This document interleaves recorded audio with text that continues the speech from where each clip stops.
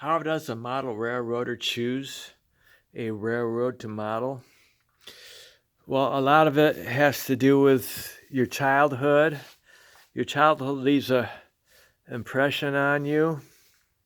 When I was a child, I had a Tyco BN. I think it's a GP20 or something. So I was familiar with BN when I was a child.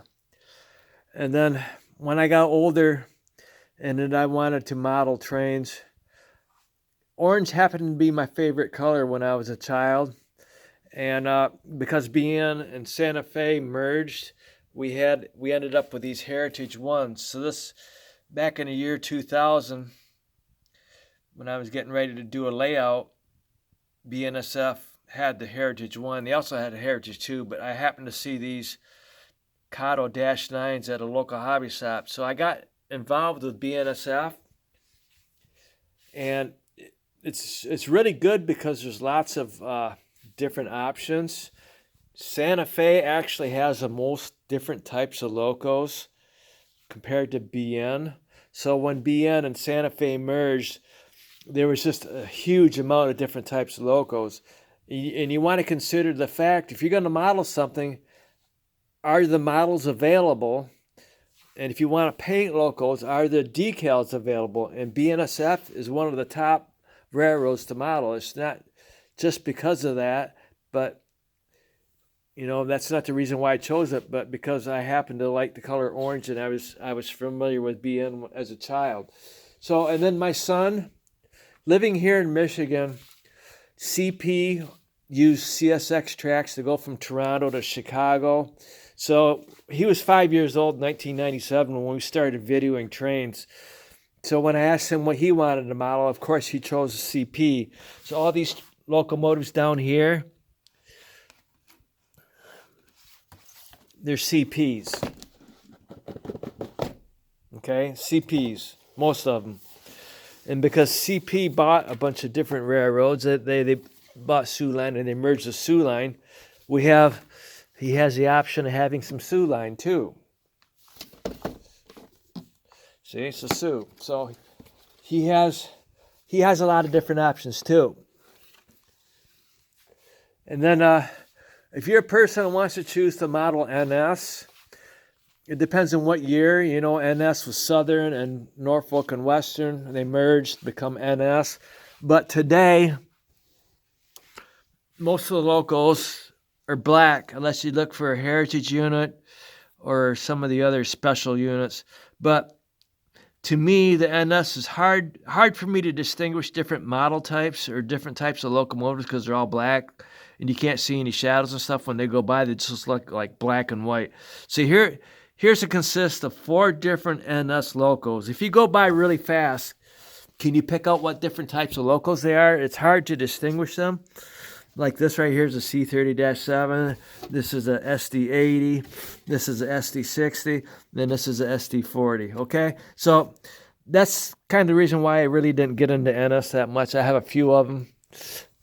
But I like the different colors of the BNSF post-merger, right after the merger of BNSF.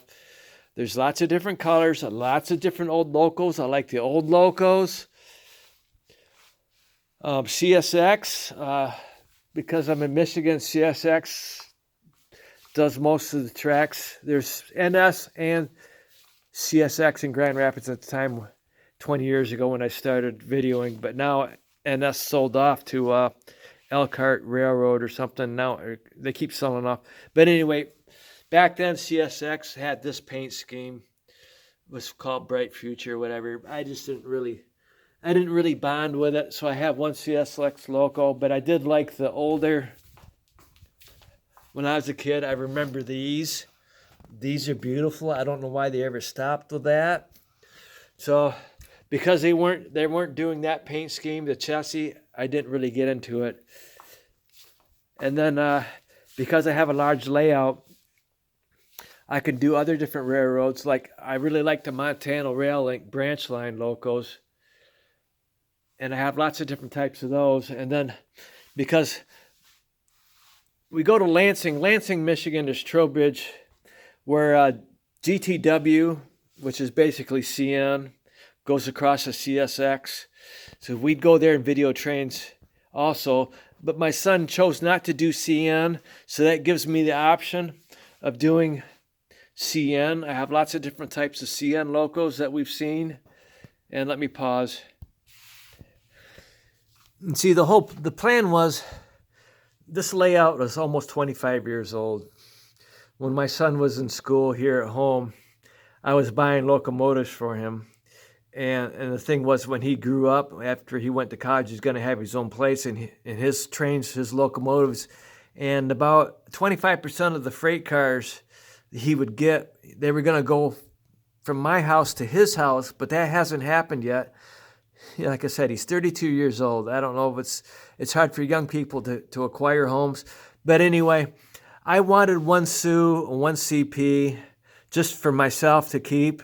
So this is a Sioux I did, and this is a Kato SD90 that I customized. So these two are mine. Even, I say I don't run my son's locomotives on my layout. These locos here, they won't really fit in the boxes very well. These belong to my son. But these locos here are mine. And then this grain train here, this belongs to my son. Most of these are Intermountain. These cars are like $25 each when I bought them. So, and I'm not going to put them in boxes. They're too difficult, but I leave them on a layout. And what am I getting at? Well, modeling is all depends on what you prefer and what's available. And this layout here consists of two people's desires for different types of railroads.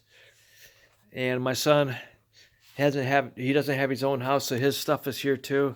But it's kind of crowded, and that's why I was kind of thinking that maybe someday he'd have his own layout, but he hasn't had it yet. So there's too much stuff here, and it's just overwhelming sometimes. Okay, so that's just I wanted to share with you. All right, thank you.